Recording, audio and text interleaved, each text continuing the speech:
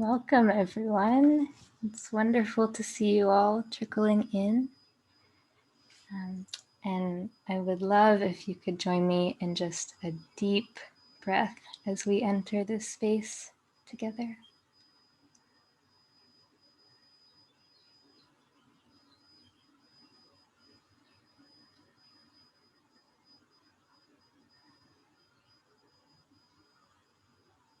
My heart, for some reason, is especially pounding today.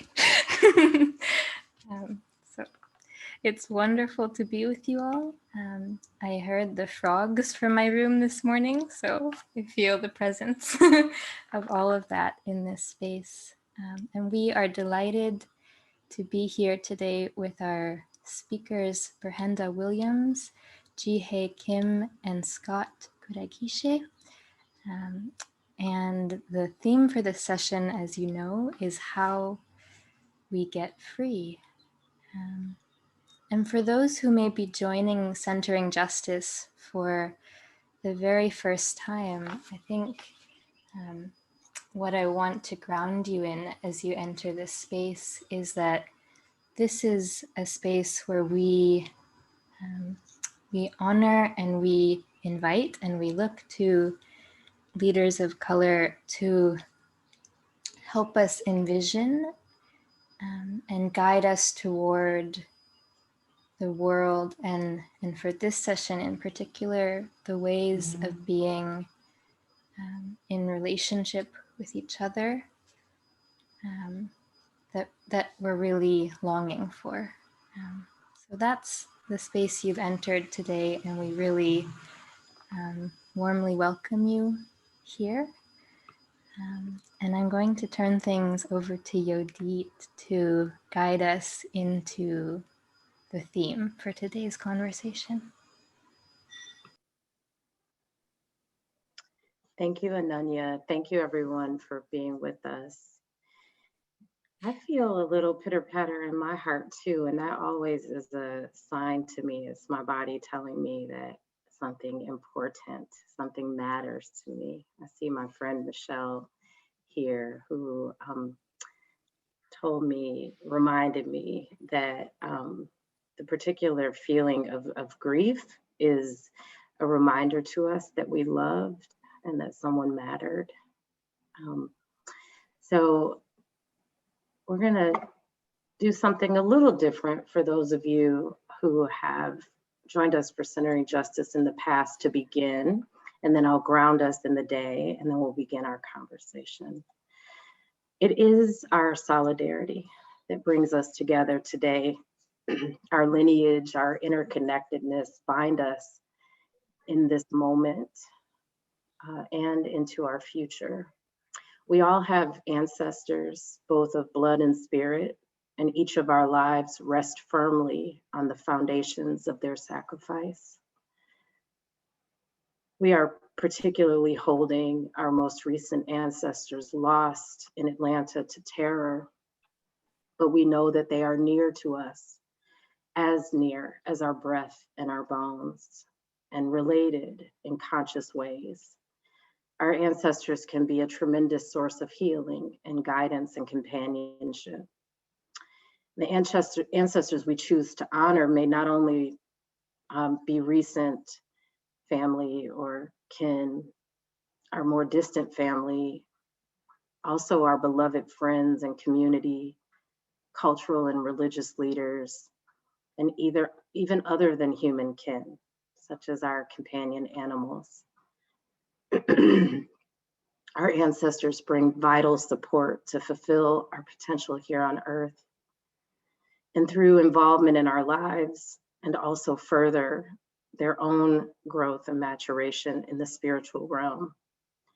And so as we begin in a practice of freedom, of solidarity, we want to invite each of you to come off of mute with us as we speak the name of an ancestor, someone you loved, someone you know, someone impacted by violence, someone impacted by this pandemic, someone you hold deep and dear in your heart, someone you evoke and bring into the space today. I am thinking of Grace Lee Boggs, and please join me as you come off of mute and let's together evoke our ancestors, evoke our beloved.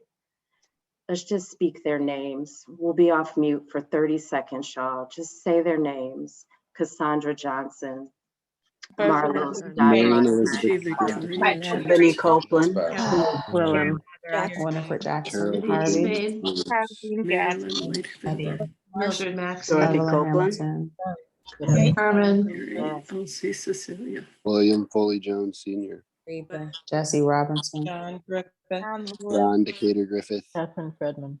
Brent Hunter, Marlo Stoudemire. yes, yes, yes. We welcome and invite their energy as we move through our time today. The nation is firmly entrenched, as you know, in maintaining white supremacy, patriarchy, capitalism, imperialism. This reality has been resisted in multiple ways, including organizing that's been led by and among various communities of color for survival. Many multiracial Black, Indigenous, and other people of color communities continue to be challenged to develop authentic and accountable intergroup relationships despite our shared struggle under white supremacy. These challenges often undermine anti-racist organizing among us because each community is differently shaped and situated depending upon our intersectional issues and identities. Last month, the tragic murders of 8 Asian people, including 6 Asian women, were rooted in the interlocking systems of hate, sexualized violence, misogyny, white supremacy, and xenophobia, all of which conspire to break our human families. Our hearts break, but our fire and our fight for liberation never cease. There was not a moment in my Black woman-bodied identity that I did anything other than feel the deep loss of those women and people. And as we enter the second year of the COVID-19 pandemic, we are seeing signs that all Americans, especially Black and Asian Americans, are reimagining what community safety, interracial solidarity, and restorative and transformative justice could look like. Today, we are our collective works, the ways we're working across these constructed racial identities and how we get free are top of mind. Anti-Asian violence is real, but so too are public acts of interracial solidarity that receive far less attention and that are not new. I think about Muhammad Ali resisting the Vietnam War. Sister Ber-Henda mentioned Malcolm X in his faith journey, sitting in the Mecca with Asian Muslims and processing and contemplating his faith. We reflect in the moment that we live in today, but the reminder of that violence it also calls us to what is possible when we imagine empathy and justice and interconnectedness and solidarity. And so we're asking today, y'all, how do we center solidarity as a strategy for moving toward a just and thriving society? And we are so delighted that the speakers that Ananya mentioned, the conversationalists, agreed to be with us. I promise you an expansive conversation, one that has opened me already. And I want to invite Ananya to begin our conversation. Again, thank you for being with us. Thank you, Yodit. So as always, we want to invite our speakers to bring their whole selves into this space. And so we'll just begin by asking each of you to share what communities and identities or who you're bringing with you into this space. And Ber-Henda, I see you're off mute, so let's begin with you. All right. Well, I'm Ber-Henda. I go by she, her, and hers pronouns. I identify as Black, African American, cisgendered, full-body woman. And wherever I go, I believe my ancestors go with me. So I have a huge, I would say, legion of ancestors and angels who watch over and take watch over me. So when and wherever I enter, they enter with me. And to acknowledge wherever we are in the world and universe, I sit on Ojibwa and Anishinaabe land. I'm here in the Metro Detroit area, so I also want to bring that in too. Thank you so much, Ber-Henda. And Ji Hye, how about you? That's going to be hard to follow. My name is Ji Hye Kim. I am the chef and managing partner at Miss Kim Korean restaurant. We're part of Zingerman's community of businesses. I'm an immigrant, not US born woman. And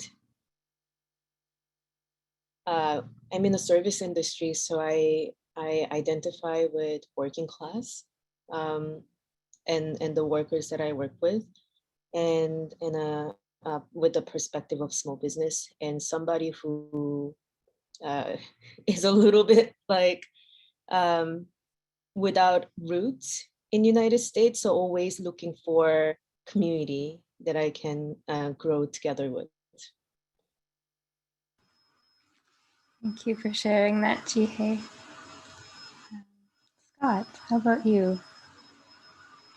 Hello, everyone. Thank you for inviting me, for coming out today.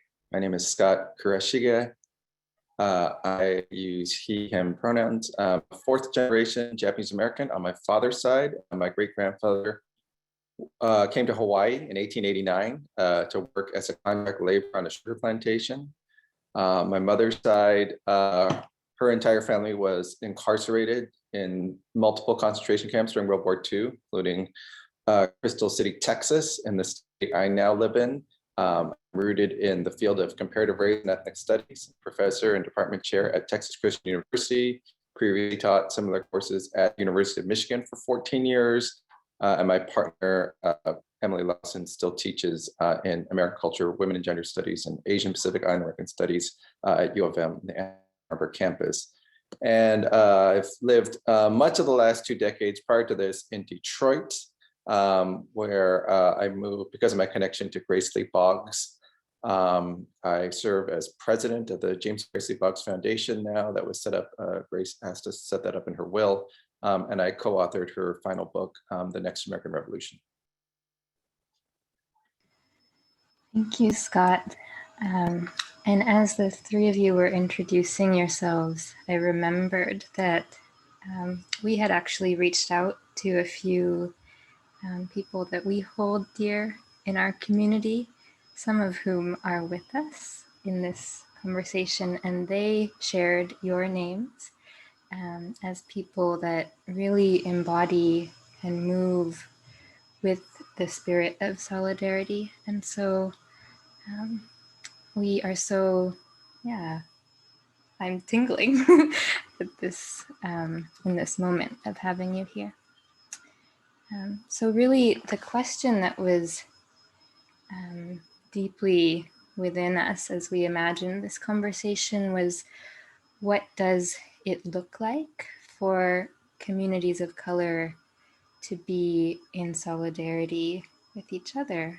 And then as I was reading just a tiny bit of that book Scott just mentioned, there was a question that Danny Glover had mentioned in the introduction of that book. And the question is, what does it mean to develop the life-affirming relationships that we are destined to have, and that we must have, not only for our own survival, as a human species, but also for the survival of the planet itself. And that question is inspired by Grace Lee Boggs. But we just want to turn that question back to you and ask you, what does it look like and what does it feel like to develop the life-affirming relationships that we need to survive? And I think I will maybe bounce back to Scott first, and then just invite you, as you feel moved to respond to each other, to just do so. Okay, thank you. Yeah, you're taking me back because I remember that was at Grace Lee Boggs' 94th birthday, where Danny Glover gave that speech that we used in the book. I think the video may be available if people have a chance to see it. For me, it starts by recognizing how much our own survival is interdependent with one another and with all living things and non-living things that make life possible on this planet or in the universe. I've been reading my friend Tanja Prescott-Weinstein's new book called The Disordered Cosmos. And she's a Black radical scholar activist who studies the Big Bang and the origins of the universe, which really puts things in perspective. Grace Lee Boggs used to start off events saying, we all need to start from the question, what time is it on the clock of the world? And then you realize, that wasn't enough. It wasn't enough to go back decades or centuries. We need to go back eons to the origins of the universe. What time is it on the clock of the universe? And there's a quote she gave on Democracy Now! That people have been repeating quite a bit. I saw Kamala Harris repeated it in a tweet in 2019. The only way to survive is by taking care of one another. Right? We live under a system that puts a price tag on everything, not just material things, but our thoughts, our feelings, our emotions. Our basic human needs have been increasingly commodified, right? And the system won't stop until it extract profit and force all of us to compete on the market for everything. And so, I've been thinking a lot about in response to the rise of anti-Asian violence, how much emphasis there's been on bystander training. And I think that's really important, or even now hear people talking about upstander training. And that's just, I think, one example of how we are interdependent on each other, that we would not have survived as a human species without that sense of interdependency going back thousands of generations, right? And it's really only in the very recent past, with the rise of capitalism, industrial society, imperialism, that we've really moved towards this sense of cutthroat competition, right, at the heart of who we are and what we do. And clearly the pandemic has both brought us closer together with a shared sense of our, limited time together on this planet, but it's also, of course, driven us apart, right? I mean, I'm in a state where, it's so ridiculous, right? First, the new baseball stadium, the team, which is one of the worst teams in the major leagues, insisted they're going to play a game with 40,000 people and jam everyone in because the governor has insisted everything must be open at 100%. And then, of course, the governor said he's going to boycott the game because Major League Baseball took the All-Star game out of Georgia. So it's like you just can't even keep track of all the reactionary, anti-human sentiments that are out there. But we don't have a choice, right? We don't have a choice. There are so many anti-human, anti-planetary, anti-life forces out there that we need to find some ways to overcome that through our own solidarity.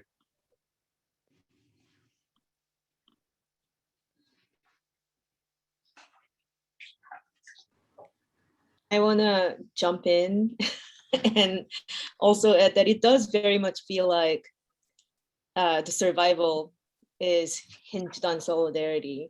I think during our discussion, I mentioned the poem, The First Day Came by, I'm going to totally not do his name justice, Martin Niemöller.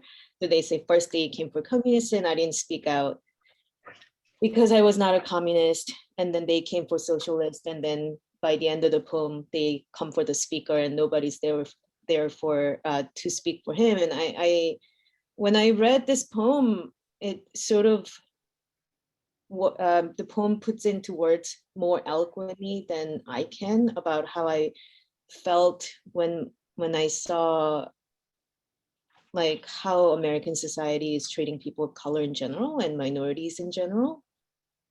And and also in the perspective of a small business owner, I think it just makes sense to broaden our doors and embrace more communities. It makes sense for selfish reasons, for survival reasons, like financial reasons, and diversity is just better for the business. So for the survival of different communities, but also for the survival of small businesses, I think solidarity is really important.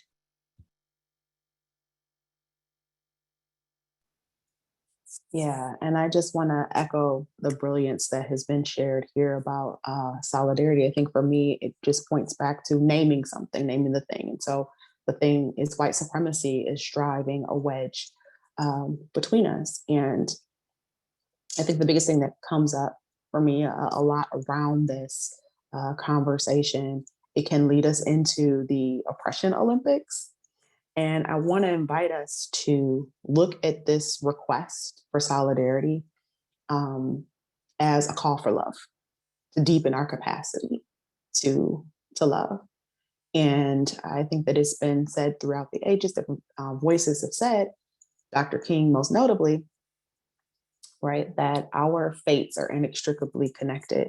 And if we want to move forward and if we want to get through this, then we have to know that all lives are interconnected, and it will behoove us to move in a way that offers social emotional shelter, economic security and justice, so that we can begin to build those inroads of not just solidarity, but flourishing. We hear so much about being in survival mode, and I'm not negating that the system has many of us in survival mode.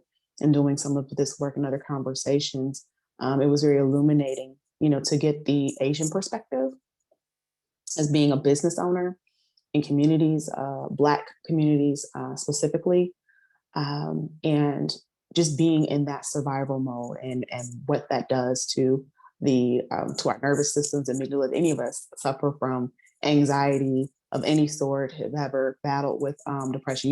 You really cannot think past right now. So I'm just offering some compassion and empathy. And what does shared and communal healing look like in addition to our individual, one-to-one work that we do toward healing and reconciliation? I'm finished speaking.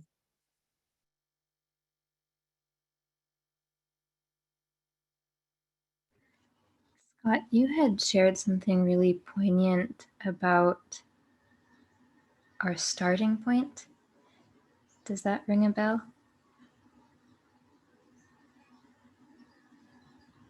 I think so. I think I know what you're referring to. Yeah,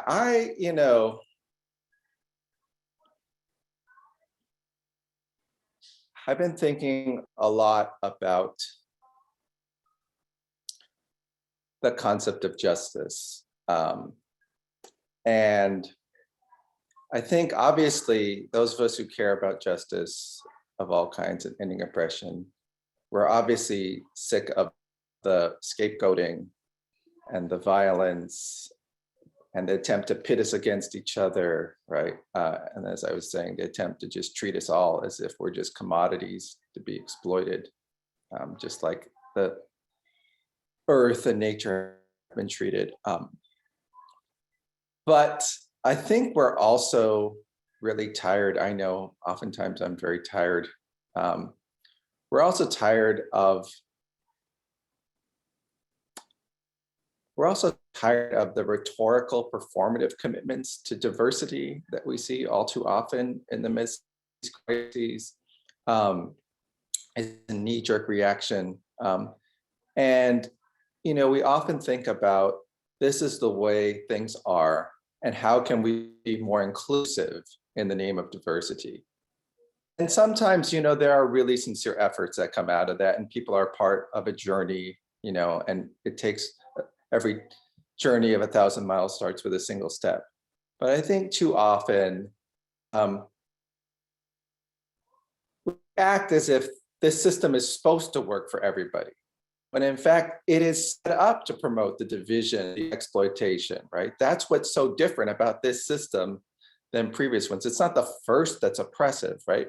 But it's unique in the sense that it always promises us that in the future things will be better, right? This was really the liberal ideology that distinguished the way democratic capitalism has developed, that things aren't good now, but they will be better. So be patient, it'll be step by step, things will get better. The reality is you never actually get to equality. You never get justice. It's always the promise of something in the future, right?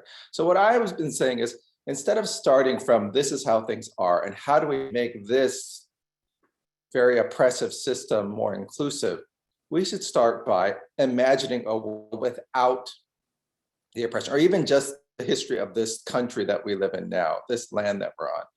What would it be like if Native sovereignty had always been respected, if the genocidal campaigns had not happened, if Africans had not been forced to come to this country, right, under slavery, if the US empire had not been built on invading other lands and then banning people from migrating to this country after their lands have been invaded and their ability to survive has been undermined, right?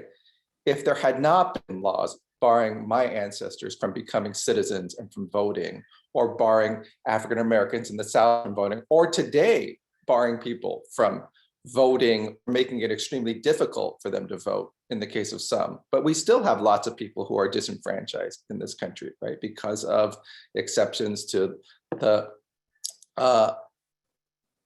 Constitution that allow for persons who have been imprisoned to be disenfranchised, right? So let's start from what would justice have looked like if we had not had these oppressive systems. Let's make that our starting point and think about the transformations we need to make in ourselves and our systems to get there, rather than starting with things are really, really bad, and how can we say some words that make people feel a little better about it?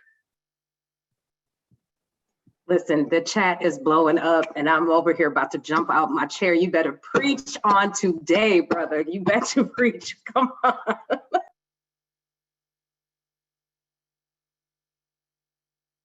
I wanted to pass an offering plate, Scott. I'm sorry. I was like, I don't know. I feel like an offering plate should go around right about now. This is a good time. You know, Scott, I want to hear from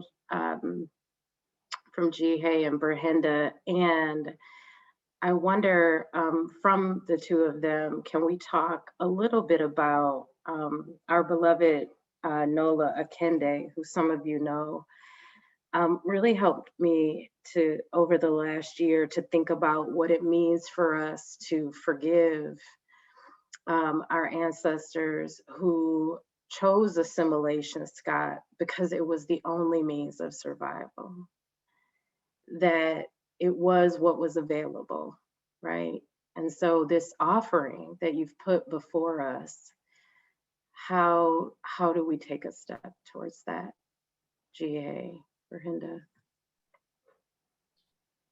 So with the latest Atlanta shooting, I've been talking to different Asian American chefs and restaurant owners and industry workers, and how that has affected them emotionally. And it's been really interesting because a lot of the folks started posting their like Korean names or Chinese names, right? Because they had chosen to go with Elizabeth instead of the given name that their ancestors gave them, and how that was out of convenience, and it may even help them with resumes and getting jobs, but they want to reclaim their names. And I hear so many stories of like some of the folks are not, like, even confess that they're not sure if the white supremacy and stereotypes had worked against them, because as long as they like try to fit into the model minority role, and they've been told by their parents to keep their head down and work really hard, and then this American dream will happen for them. And a lot of times it did happen for them to some degree. And I had to ask them, but do you feel good? Like, do you feel like you're equal to your white coworkers? Are they giving you ownership? Or are they just using you as like a wheel that's turning that system going? And because some people are better at, like, I gotta sort of kind of bring it down to what I know in a micro level in the restaurant industry in my restaurant. An Asian American person may know how to use the computer to fill out an application and walk in for a job interview and present themselves in a certain way that fits into white supremacy job interview culture, use the right language. Maybe they look like certain way and fit into people's culture better, like work culture better. But when I started hiring, I had to really ask, like, do I really need the cooks to know how to use the computer? And the answer is really not. And do I need people with fine dining server experience? Somebody needs to start from somewhere. I myself had experienced that, like, when I first was trying to get a server job, it was extremely difficult to find like even like a casual sit down service restaurant to hire me. I like went into fast food and fast casual chain restaurants because they were the only ones that were willing to give me a chance. So somebody needs to give you a chance to get experience built up. And if the system is working against you, you're just never going to get that chance. So we try, like, at least in my restaurant, especially with the pandemic, I really focused on keeping our staff safe and consistent. And when we do hiring, we decided that, and I thought a lot of restaurants should actually do that, because you're missing out on a lot of great talent because you're passing them off just by looking at the resume. And maybe somebody who's looking at the application is looking at the names and make a snap judgment, looking at their zip code and making a snap judgment, looking at the resume and like making a snap judgment. And I realized that's not really about the applicant, it's about the person who's looking at it. So some of the things that we did was open the door wide, get more people involved in the work, in the interview process. So it's not just one person making a snap judgment, it's a lot of people involved. I do think that it does help that person on top look like me instead of a straight white man. I think that sends a certain message. And I think the hiring sort of rule that we follow really helped build the diversity in the restaurant racially, but also we have transgender staff, we have like different ages, we have someone who came out of rehab. So all of that, I think, really actually got our team tighter during the pandemic. I think somebody asked in the chat if we do blind hiring. I think our human resources director Rita is actually in this. Our application system does not allow like blocking out the name or incarceration history, but we're working on it with our company. What I tell the interviewers when you look at the resume, they're only asking two questions. Do they have the availability? And do they have any kind of service experience? It does not necessarily have to be fine dining, or like it could be at a fast food place. It doesn't even have to be at a food industry, any kind of work experience and availability. So then it comes down to answering just those two questions. And then we do in-person interview where there's at least two people. And then we do sort of shadowing where we obviously pay the applicant for the shadowing. And then we get feedback from everybody. So one of the examples that we had was that we had a line cook come in and everybody liked them except for a female line cook. And then all the servers came and said hi. And then when we were having a discussion, the servers were like, we got a weird vibe from him, and we felt really uncomfortable. So I wanted you to know that we couldn't put a finger on it, but every female server had something to say, and we didn't end up hiring the person because we didn't want to hire someone that made everybody uncomfortable, like only women uncomfortable. And I think that was a good decision. And I think most of our staff are coming from no experience, no previous experience, but it actually made the place more professional in a way because they didn't come with this industry baggage of sexual harassment or racial harassment, inappropriate jokes and things like that. So I would like to offer that as an example of being able to imagine a different system and different structure than what the industry's given.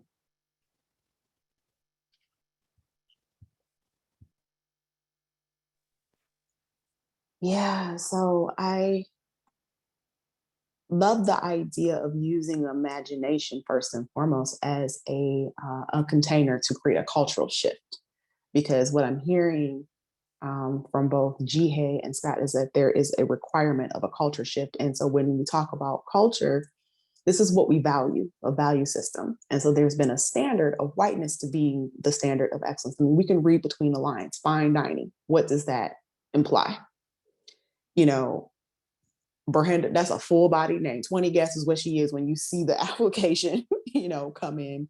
And so I work in the intersection. So working with girls in a girls leadership program, most of which are girls of color, also have those full body names with, uppercase, lowercase names, dashes and apostrophes all in there. You got to pull the whole alphabet in, right? So there are certain ideologies that we have. And so why is that? It's based on, again, the value system of the dominant culture. So it feels very much to me that imagination is one of the vehicles that we can use. And so we kind of parse through that. Poetry is an amazing offering to begin to reimagine what an uninterrupted life would have looked like for folk of color. So what does it taste like? What does it smell like? What's the soundtrack to liberation? What does that sound like? Or never have been shackled. What does freedom sound like?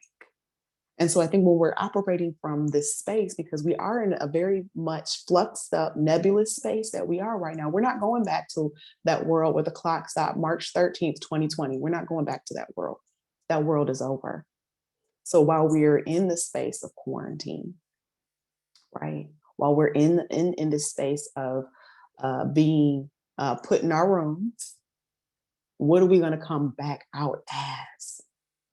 And we have an opportunity to take a system that was never built on a ethical foundation that honored the lives of all. What does the new foundation look like? And I think that that's something that we have to imagine together. I'm finished speaking. In that spirit, Ber-Henda, and also calling Scott's invitation, I just want to ask you three, what would the world look like today if we hadn't had centuries of oppression? And what moments or experiences come to mind when you think about that?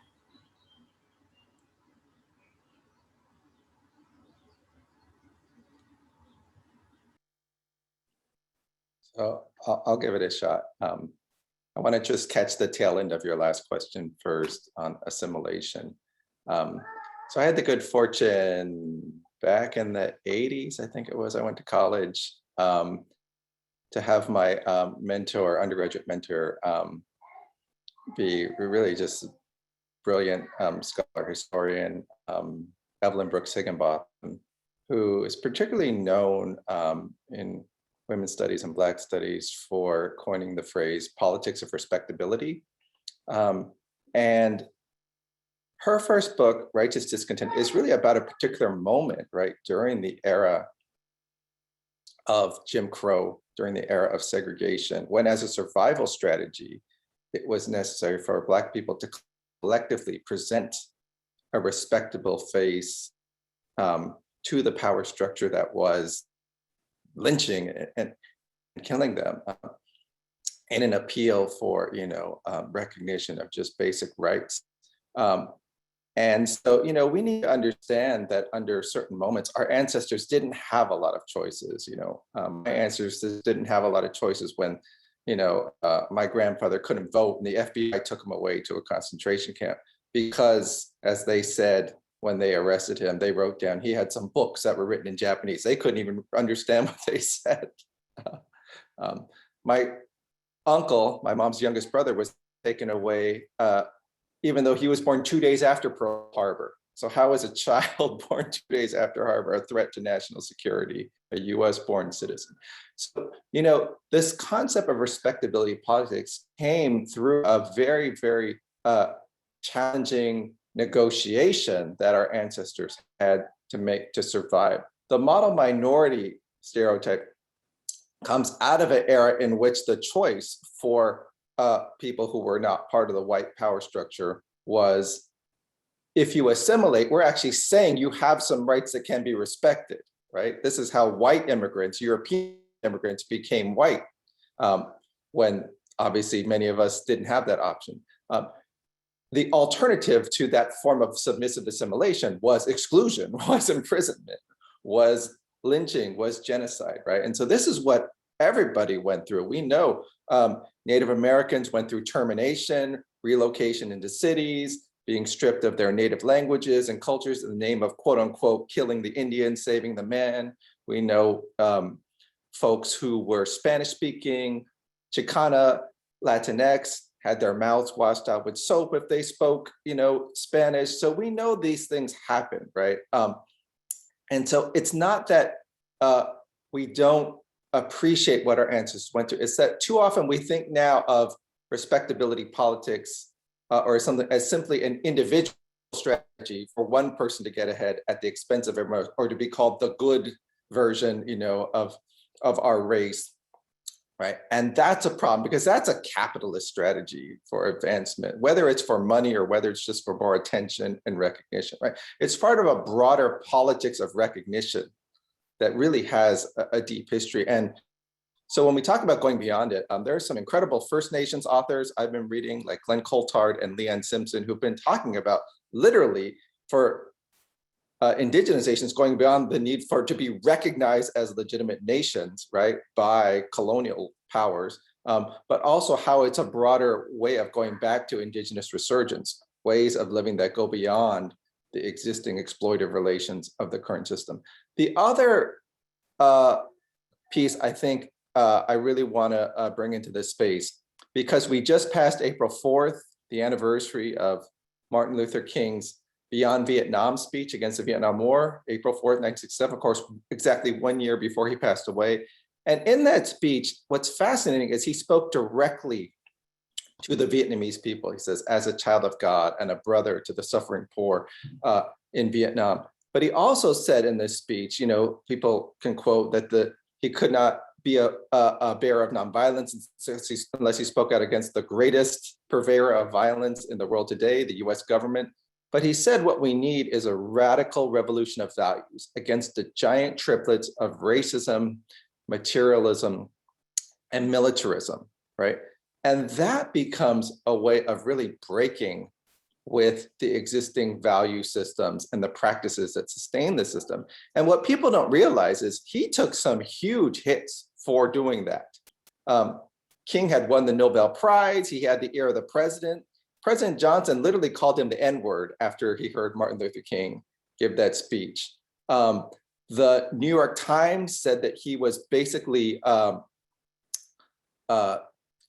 diverting the energies of the civil rights movement to the Vietnam issue in ways that are both wasteful and self-defeating. The Washington Post, this is the liberal media establishment, basically said he was an ingrate for denouncing, quote, the government which has labored the hardest to right these ancient wrongs of discrimination and poverty. And then they went even further. They said, many who have listened to him, Dr. King, with respect, will never again accord him the same confidence he has diminished his usefulness to his cause, to his country, and to his people. Literally the most powerful media companies and politicians in the country saying King is a pariah, he's useless, we have nothing left for him. The approval polls of that time showed that he was, intensely hated and feared and viewed as threatening and divisive, right?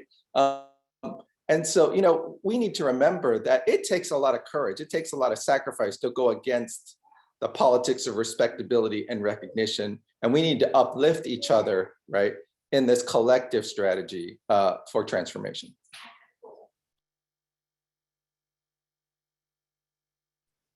Yeah, I think that Scott brings up so many points, especially about the romanticization of history. I think that we idolize King in this way and don't remember that, yes, toward the end of his life, he was not beloved. And I think that's a really valid point to bring up. And then, in regards to, again, being in survival mode, when we look at even things like the blood quantum, right? One drop of Black blood then makes a person, and I would say whatever the ethnicity is, it will make you whatever the ethnicity is. And when we look at the rise of the Black middle class, there's a great book, Our Kind of People. So it even got to the point where if you were fair complected, you could change your last name to like a Greek last name or an Italian last name, right? To afford you mobility to survival, right? And so that classic debate between W.E.B. and Booker T, right? Pull ourselves by the bootstrap or the talented 10. So there's even, I think class has to come into the conversation too, about how we, shift our culture and shift these narratives by having like the extraordinarily candid conversation. And I love what you said, Scott, about bravery, because he spoke truth directly to power. And as soon as he did that, and for many of our leaders, when you start speaking truth to power, or you start talking about lines of solidarity, right, it can mean your life. So that this work that we're endeavoring on is a huge work. It's a necessary work. It can be a potentially perilous work, but ever the more, I believe within us, each of us here represented today is the capacity to live another truth and to create a new world. I'm finished speaking. Thanks, Ber-Henda. I wanted to, you all brought something to my mind. When I can stay awake, I've been watching PBS's series on African civilizations, facilitated by Henry Louis Gates. And it matters to me because my father is from Ethiopia, and part of my own story has been one of never being either Black enough or African enough, right? And sort of not fitting into those, neatly into the containers that we try to use to define folks. And I'm thinking of Crenshaw's intersectionality and how that even runs within our racial identity. That said, the gift that my father gave me from very early on, and that harkens me back to this PBS series, is that when I was locked in either by my own makings or by the conditions of the circumstances I was in, and I do identify as Black and love being Black, he would say, but there's so much more. And when I visited Ethiopia years later, the story that I came back with was that our story, our Black story, does not begin with pain. And I realized that part of the mind blank is to tell us a story, to continue to feed us a story, one that in this case, in the case of solidarity, that continues to center whiteness. Like, how are we in solidarity in the context of whiteness, right? And I'm drawing upon the wisdom of, if you all will bear with me for just a moment, I keep coming back to something activist and organizer in Detroit and author Tawana Petty says, which is the ways in which we also racialize or place hierarchy on privilege, racialized privilege, right? Where the story, the narrative is, you know, white folks are winning and we're losing. And yet, by and large, my experience, right? First of all, so back to Africa, like people who are brown like us invented the game, like the whole thing, like everybody came from us, first and foremost. So let's get started there, right? We, people of color, are the global majority, period. Have been, continue to be. And what Petty says is that this privileged narrative does not take into consideration the rich history and culture that has been historically and actively practiced in Black, Brown, and Indigenous communities, a culture that is consistently borrowed by the mainstream, while the people whose culture it belongs to are hated by that very same mainstream. So, Ji Hye, we were talking about K-pop. You know, we talk about how big butts is a thing now, right? Like, we talk about how, you know, our music, our culture, our language, and it's a culture, so a culture consistently borrowed by the mainstream and hated by that very same mainstream, right? And the privilege narrative, and this is the last thing I'll say, negates the perseverance and stick-to-itiveness that Black people and other people of color have demonstrated to the world through some of the most inhumane conditions inflicted upon us. It invisibilizes our ingenuity, artistry, creativity, and make a way out of no way resilience that folks of color have employed in order to survive in a society that till this day has failed to recognize us as fully human, right? Like, so for me, we are, like, you are what I need. I'm looking at on this panel who I need to survive. And we experience the acute effects of white supremacy, and we bring about the change. DEI work did not begin in the academy, it began in the streets. The academy co-opted it, right? And turned it into this softened version that Scott speaks to. But what we are really talking about is we have, Freire says, we have, if you look to us, you will get set free. And so what's changed for me is not just talking about how acutely we are impacted in a system of white supremacy, but saying to our white relatives, it ain't serving you either. Okay, now I will back up people. Yeah, Yodi, oh my God, I'm just so moved by what you said, because what conjures up for me is the Afrofuturism that comes up for me, right? So what were we like before contact, and what comes with us through blood memory? The whole movement that we're in the wellness space. What will we be without our Asian brothers and sisters? Because some of us are diehard yogis. We go to our yoga practices, we do our breath work, and we get sold back a redacted version of ourselves.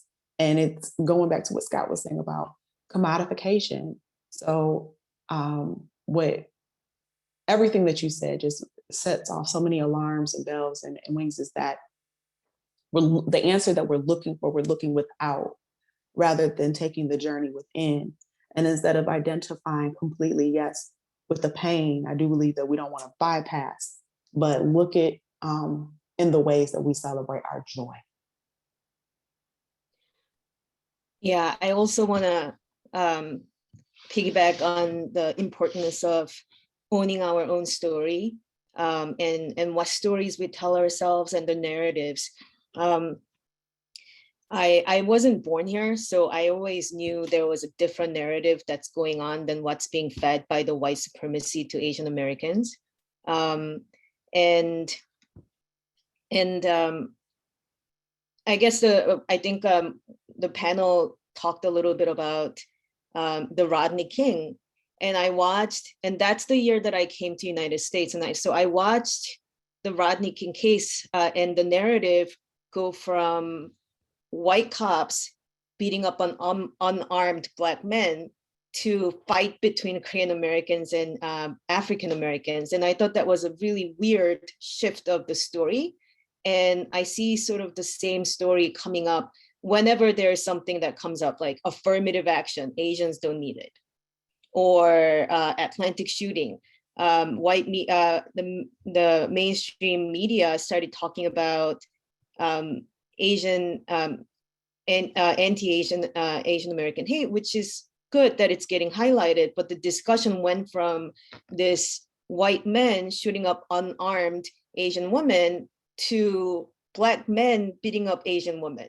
And it's just like the stories that you tell, that we are told, and we need to question that, because I think it's the most offensive thing about the model minority myth is the white supremacy trying to use the resilience of Asian Americans as a tool to beat down other race and ethnicity. And we refuse to be a tool for white supremacy.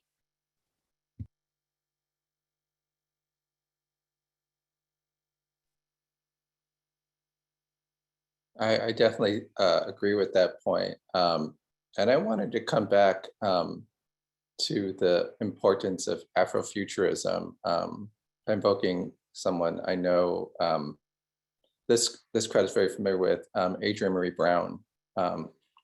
And Adrienne did a book called Octavia's Brood with Alida Imarisha, which I think is just so important because it's using speculative fiction, right?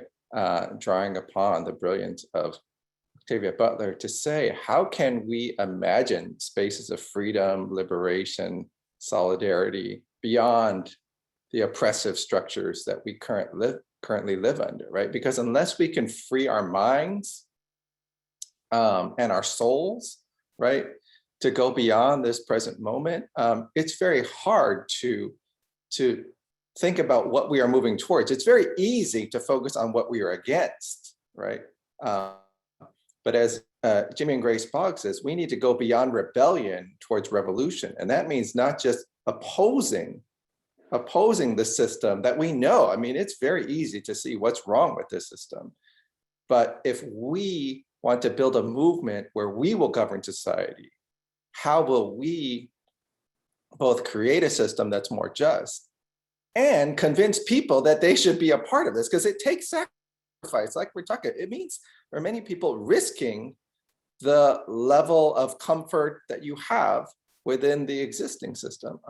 So I was just able, if people are interested, I was asked to do a event with Adrienne Marie Brown, and I'll just put the link there, I didn't put a title with it, by the Asia Society to talk about the importance of Black Asian solidarity in responding to this moment.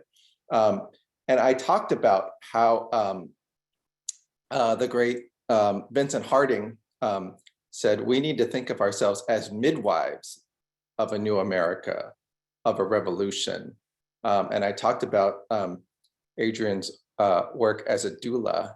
And then someone did a blog post after it. They said, that was such a great metaphor that Scott talked about Adrienne as his doula of revolution. I said, no, she really was our doula when our child was born.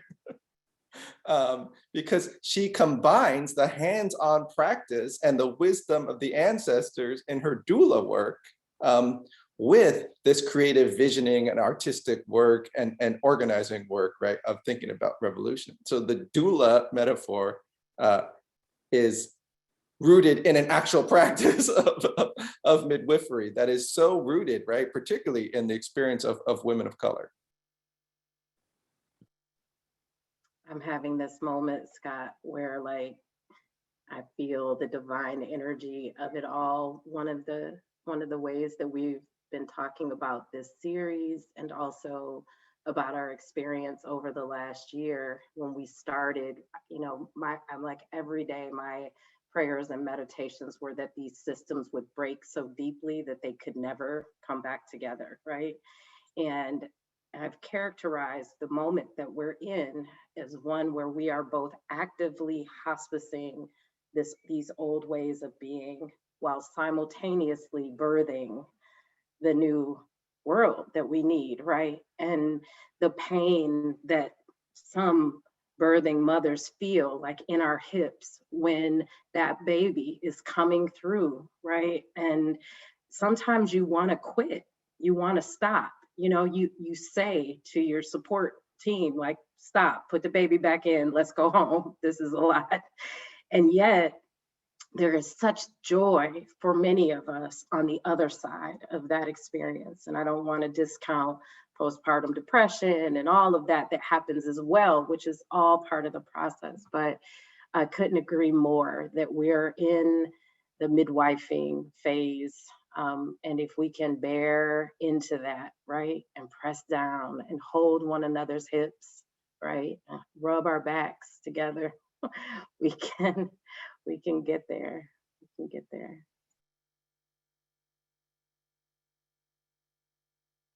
I think the other thing to add to that, Yodi, is you're talking about holding hips. And Scott, I love doula. I love just even the idea of doula and midwifery, because it does help us bring us back to our, we discussed our indigeneity. Scott, I love that you brought that forward. And so I think a lot about the Audre Lorde quote that we can never use the master's tools to dismantle the master's house. So I'm imagining, what are the new tools that we'll use to maybe not even use systems at all, but what if it's community? What if it's intentional family that we're creating a whole new infrastructure that's nothing like what we currently have as a model? Because we can, yes, look at it as what we don't want to do, but what's in its place, what is it that we do want to, and what are the tools? And I think midwifing is a great tool to use toward ushering in this new world, this new earth that is waiting for us. I'm going to speak.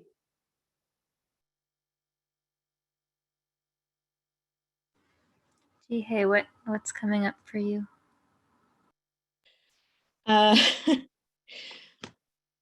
I was just reflecting on how I first learned about Afrofuturism and read the works of Octavia Butler and all of that stuff. And it's, I have to admit, it's fairly recent, and how that translates to everyday realities of the restaurant industry, because restaurant industry has its own demons. And there's also conversations about, with the pandemic, we want to envision new world, new standards for the restaurant industry.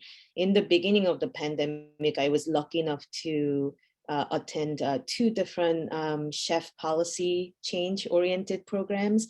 One was run by James Beard Foundation, started by a white man. It's they are trying to do really good job, and they are trying to make positive changes, but it is still white centric organization, and their reckoning has come only a couple years ago. And then the other one was ran by Davida of Detroit's Food Lab.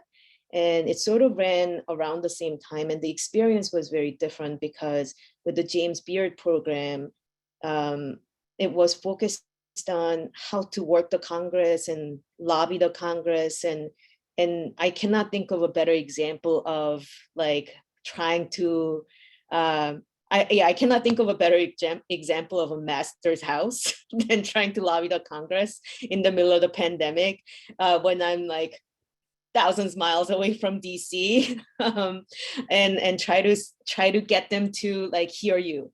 And then with Food Lab, it started with discussions of Afrofuturism and being able to envision, like, what if we didn't have all this sexual harassment and all these like Me Too like things that were happening, and what if we were like, this is our opportunity to rebuild our industry. So I was just reflecting on the difference between those 2 programs, and also that how like these things manifested in everyday life and everyday work.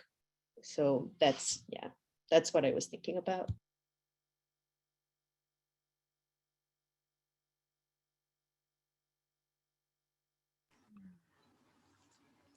So I think around this time in the conversation is when we would like to shift into asking the three of you what asks, invitations, or demands would you like to make of our community? And it's really a chance to think back on what is at the root of what you have shared today, and what do you really want us to take away from this conversation. So as you feel moved, or as it comes to you.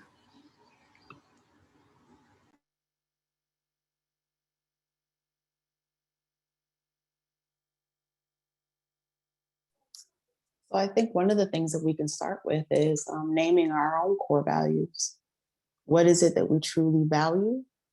And writing perhaps a vision or mission for the world that we'd like to be in. And then what does it look like to be an active participant in that world, right? Because we are in reality, but there's this mirroring of the current reality and what the vision is. And I also think that it's also important for us to look at our sources. Where are we getting our information from? Who are we, holding us credible? And I think that, media sources like, for example, Roland Martin, has his own space now. He's a noted African-American journalist and has decided to, depart from mainstream media, but still has a YouTube series in which one can tune in. Yodi mentioned the work of Henry Louis Gates. So, again, where are we looking for our information? And more to the point, how do we reimagine our own core value systems and create a mission and live up to the new way in which we're imagining things?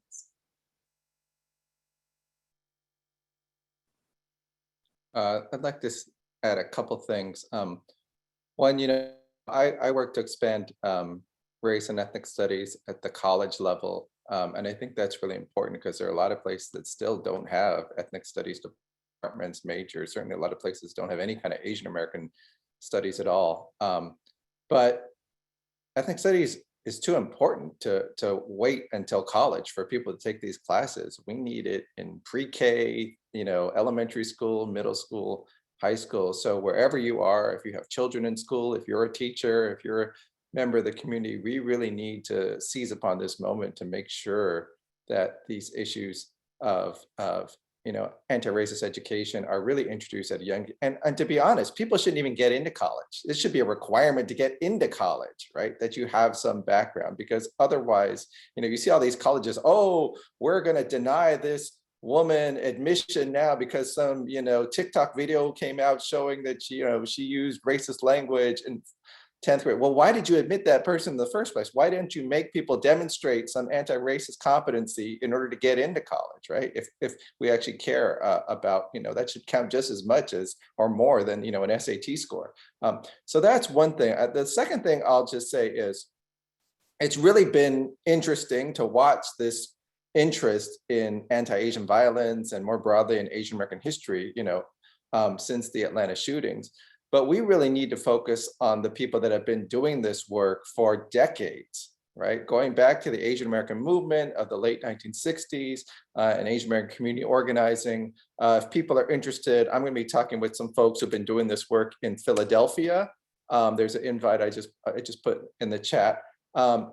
In the 1980s, for instance, they worked on a case of anti-Asian violence where a Cambodian American man was beaten to death with a club over the head by a white man. There were witnesses who saw this, including the family members, but others.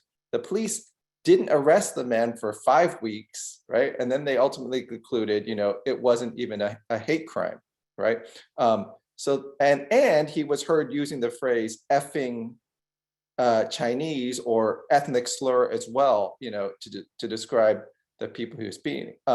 So that happens, and so many of these stories are just forgotten. The Cleveland school shooting in Stockton, a man who used all kinds of racist language, shot 105 rounds into a school that was 70% Southeast Asian refugees after complaining about the Vietnam War and refugees coming and getting government handouts.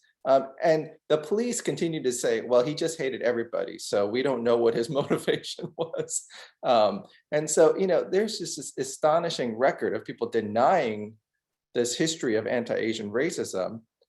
Even the Korematsu case, where the Supreme Court said it was constitutional to put Japanese Americans into concentration camps, the Supreme Court said this was not motivated by race, which is why it's constitutional. It's not discriminatory, right? So there's a long history of this. The Vincent Tint case, similar thing, jury ruled it wasn't race motivated. But there's also a long history of people not worrying about what people in power say, but doing the work to organize our communities, build solidarity, build empowerment at the grassroots level, right? So that's the kind of work that I think really needs to be uplifted. Since the media can pay attention, they might move on to another, you know, topic of the day by next month.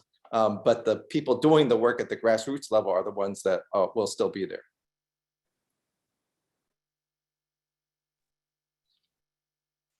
So I mentioned that I'm an immigrant. So in the middle of my teenage years, I felt very uprooted when I moved to the United States. And since then I've been looking for a community. And I do feel that BIPOC community is the one that I found, and the restaurant community is the one that I found.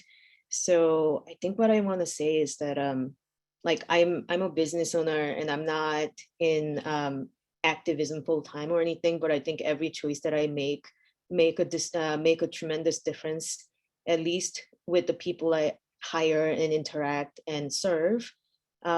So I guess my ask would be empathy, like practice empathy and think about community in everyday interactions and every decision that you make.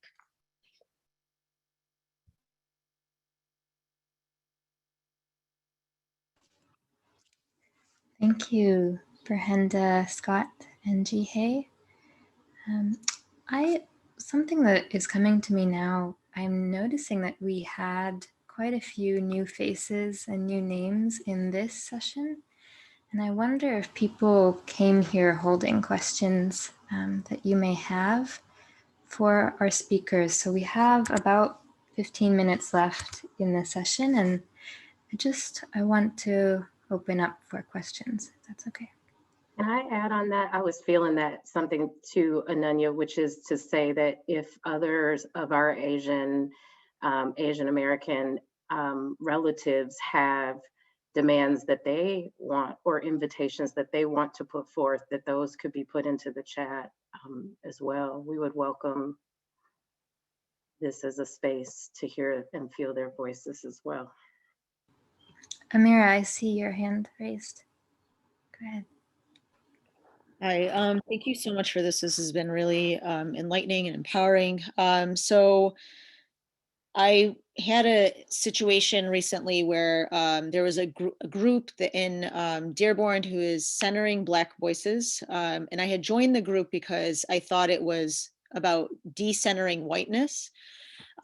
Because of my own experience as a, child of immigrants, Yemeni, which has its own loaded issues within Dearborn.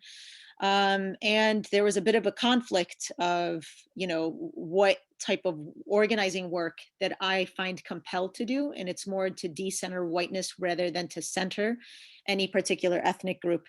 Not to say that there isn't important work to be done when you center your own ethnic group. Like we have within Dearborn Public Schools, we started a Yemeni educator caucus because a lot of us have come up through the public school system and we're traumatized by it. So we're unpacking all of that as we're educators in the same system that raised us. So I just wanted to hear a little bit about this because I love the title is, and I had emailed you, Ananya, of who can I send this to? Can they come in here? Because I think this is a big topic of conversation, decentering versus centering, and when you do those things. Thank you.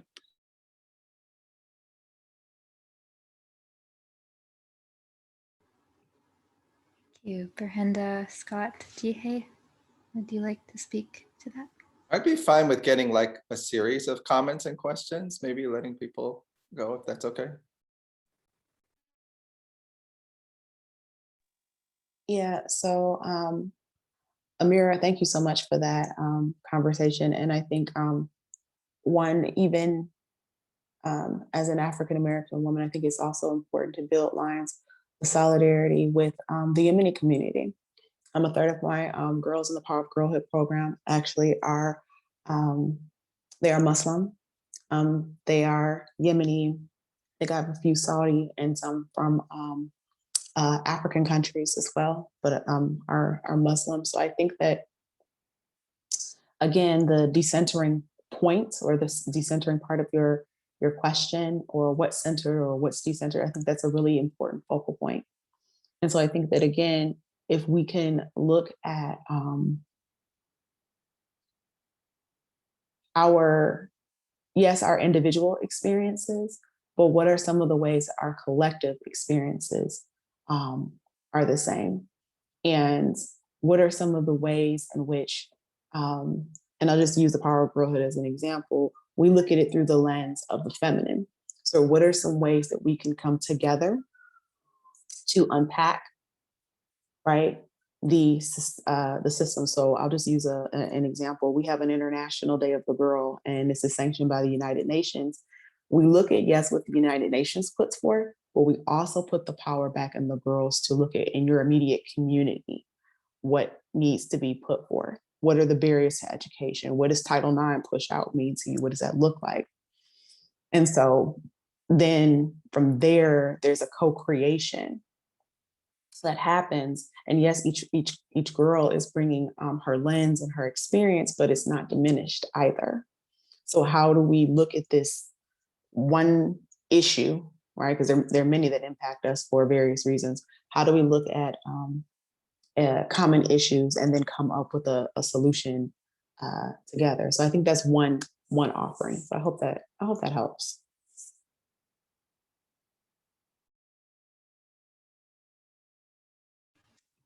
Thank you. Do we have other comments or questions that you're holding that you'd like to share?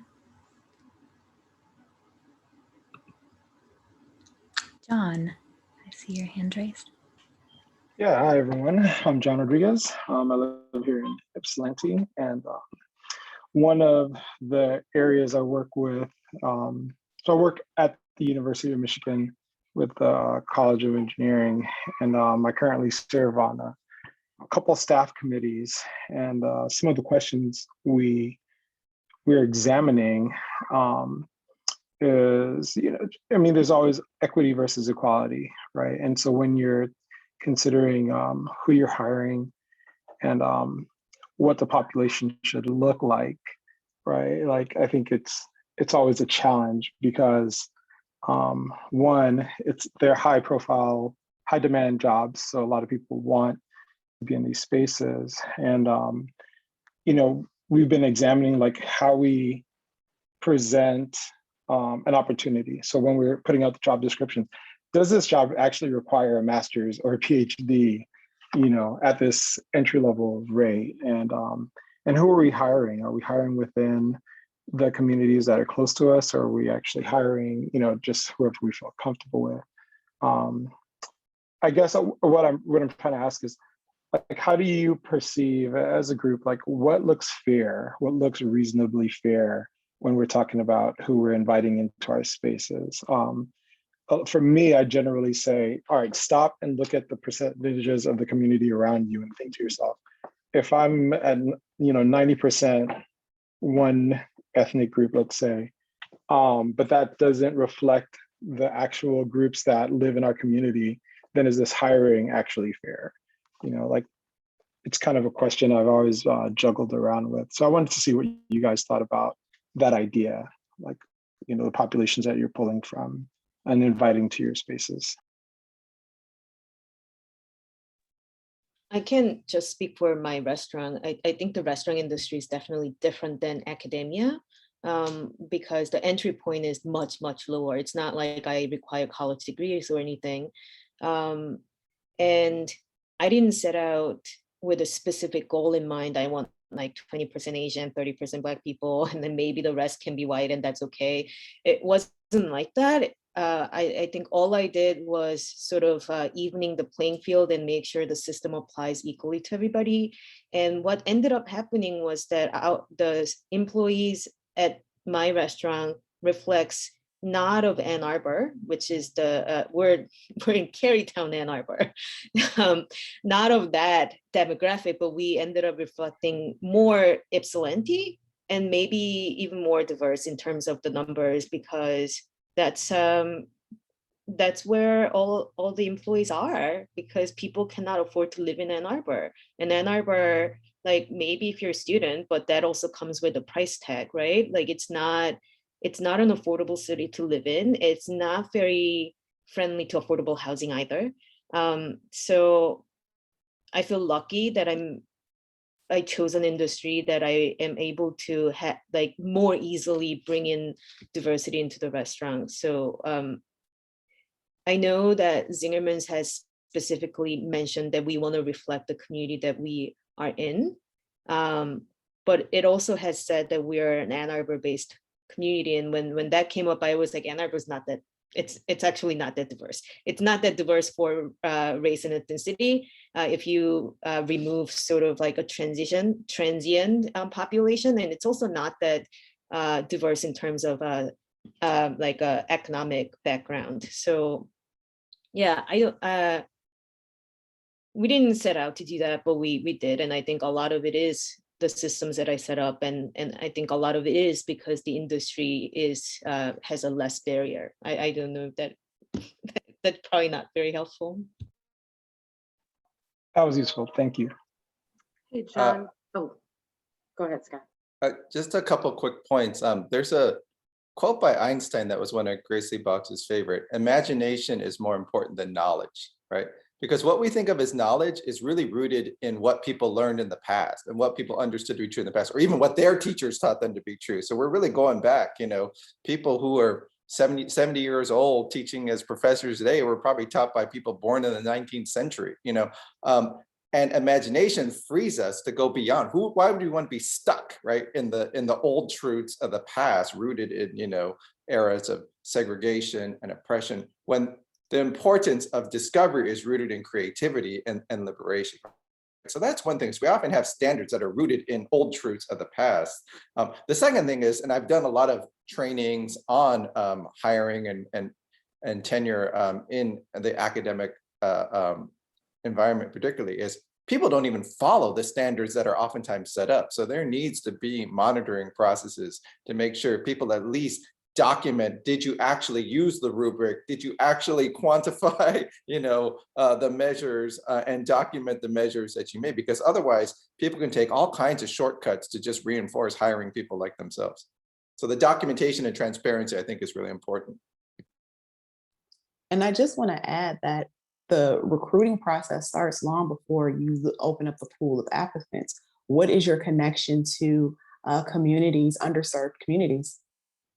What are you doing actively to make sure that there is a diverse and an equitable practice by who are you engaging with and in the K-5 and secondary? Where is your engagement?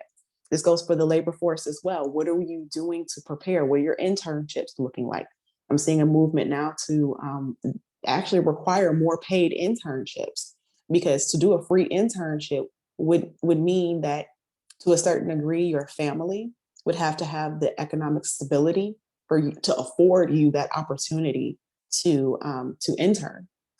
And so for many students of color, there's this need, the money that comes in is also money for the household. So looking at our practices of who we are preparing for these leadership roles, I think is a very important question. So it starts long before we even put out who it is that we're going to hire or who we're going to admit into our college and university, those standards. How are we preparing the future to come in? And then who are we reaching out to, or who are we not reaching out to, and for what purpose? So I think that's something else to consider.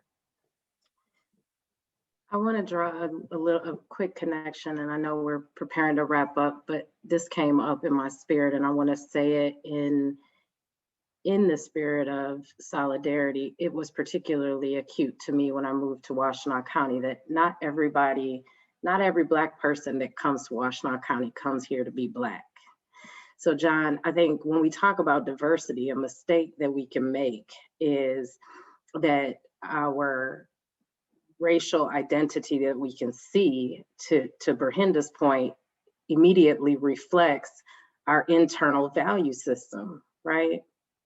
And so there are a ton of people of color running organizations throughout this nation that are upholding white supremacy culture values, right? In the same way that there are women upholding paternalistic values. And so when I think about our interview process at NEW, one of the very first things that we ask people to talk about is where they see alignment of their own personal values to our core values, right?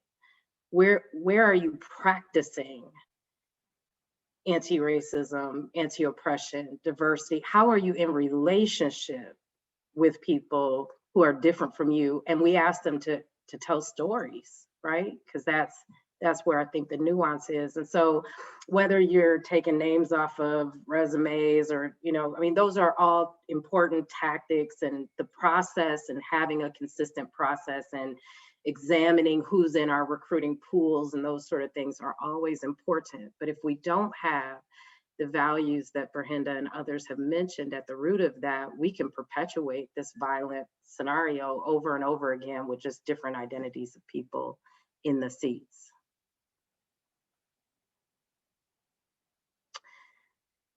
And so here we are, friends, at 1:28. We welcome your feedback. I think one thing that's clear to us is this is not a one and done conversation. Ananya, if you don't mind, I'm gonna just take this final minute to thank the WISE Council who we reached out to, many of our Asian American, Pacific Islander relatives, friends, colleagues of NEW, who we went to and said, first for permission and then for guidance on how to do this. So I want to just honor them, many of whom are on this call. Scott wouldn't be here. Man, Scott, so good to be in the interconnectedness with you. I've been trying to be friends with Ji Hye for like 4 years now. So it finally happened, y'all. Selfishly, I'm winning. But you can count on us to continue to use whatever institutional privilege or power that we have to bring these conversations forward. And we do believe that in the pressing, like that of a jewel, right? Or in that press that we feel, the press that the pearl feels in the oyster, right? We can see beauty, we can see liberation, we can see freedom. Please support Power of Girlhood, Ber-Henda, and Ms. Kim. We know our restaurant industry has been challenged deeply amid the pandemic. Please push back on folks who are exploiting Asian food or Asian culture in this moment. Do business with folks. Please resist some of the tropes around nail shops and model minorities and Asian-owned businesses, and lean more deeply into that empathy Ber-Henda provided. And please, finally, I just ask that you would give us feedback in the evaluation that Ananya shared. I think the students had to go, but we were joined by young folks from Green Hills School today, 20 of them with us. Thank you to those of you who continue to come back each month. We love you and we appreciate you. And let us not let the bitter taste of the pain of what happened in Atlanta, let us not forget that that was just one incident of many. And so every day, we have to take action to disrupt these systems. Be well, y'all. Stay safe.